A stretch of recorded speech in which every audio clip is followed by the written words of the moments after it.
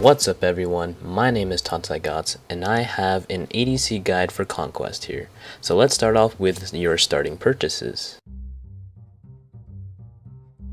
The standard build for auto attack centric gods is still the Devo and Death's Toll build. The standard build for ability centric gods is the Transcendence 2 start. The reason for this is it gives you better sustain early game and uses the scaling better on their abilities.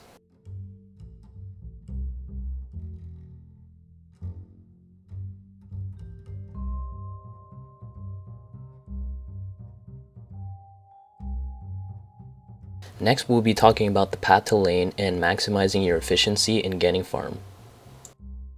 Always try taking the path of least travel time. This would mean taking the left lane if you are on the order side and the right lane if you are on the chaos side. And this is done to ensure that you have the most time in lane and getting more XP and gold rather than spending more time traveling than you would be killing minions.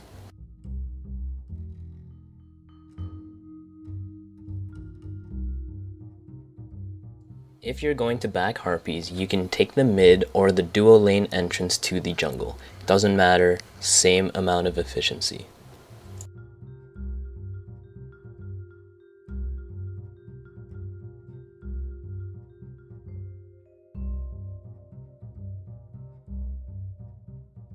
Always be aware of pre-game invades. To prevent this, always leave your ability unleveled to get your escape ability.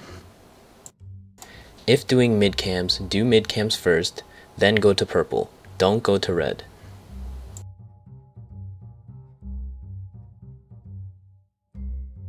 If doing back Harpies, do the back Harpies, do red, then do purple, then go straight to lane.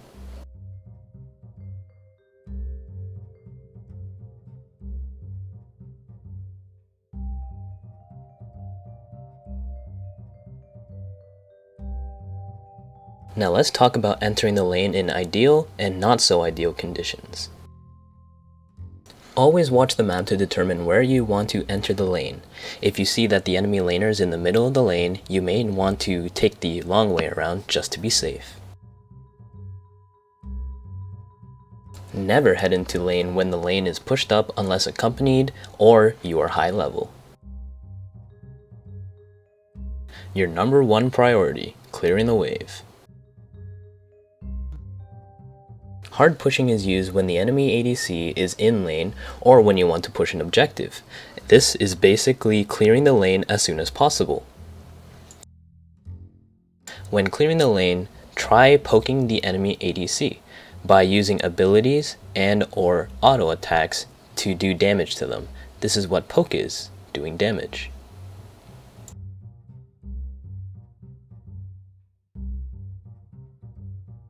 Freezing the lane is used when the enemy ADC is out of lane or you are ahead and want to deny the enemy of golden XP. You wait until the enemy minion is at about 100 health and then you take the last hit, maximizing the amount of gold you receive. As well, when clearing the wave, you'll usually want to use the ability and step to the side of the wave to avoid the enemy ADC putting poke damage on you.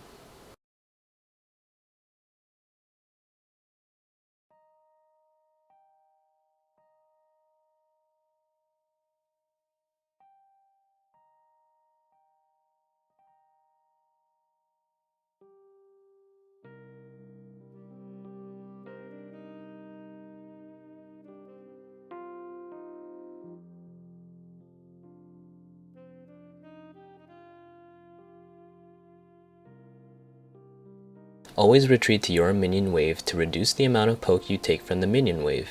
However, be careful, if the tower hits any of the minions, you don't get any gold when you kill them. Ever wonder when to return to base?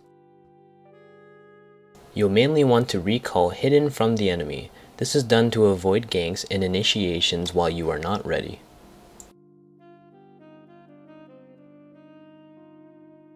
If you decide to back, be sure to finish the wave if you can. If you cannot, not a big deal. Your first back should be at 1400 gold to get your full first item. Don't worry if impossible, you'll just have to take the measures to continue getting those funds.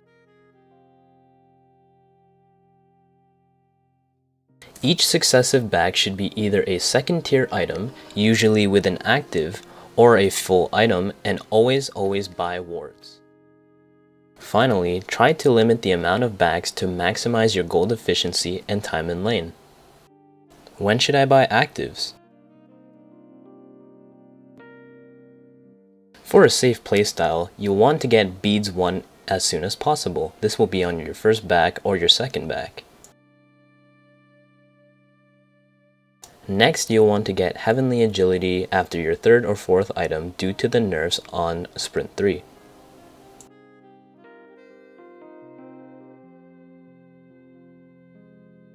If you're not sure when to buy actives, just mirror your enemy ADC when you look at the tab screen.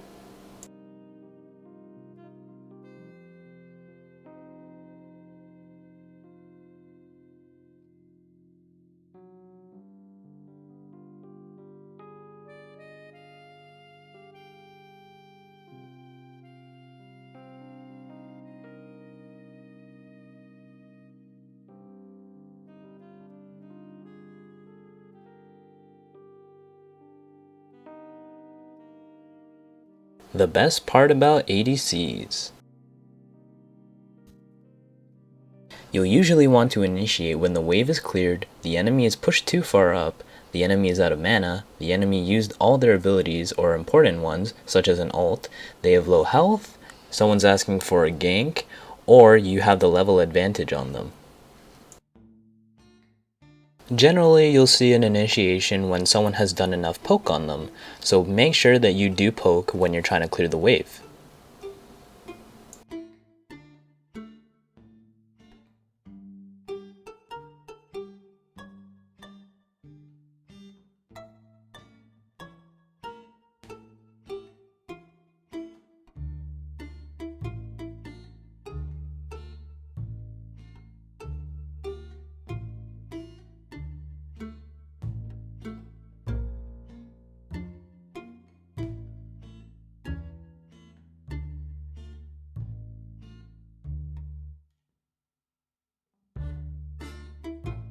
Always use the environment to your advantage. Use your minions and jungle creeps to block the enemy gods and their abilities.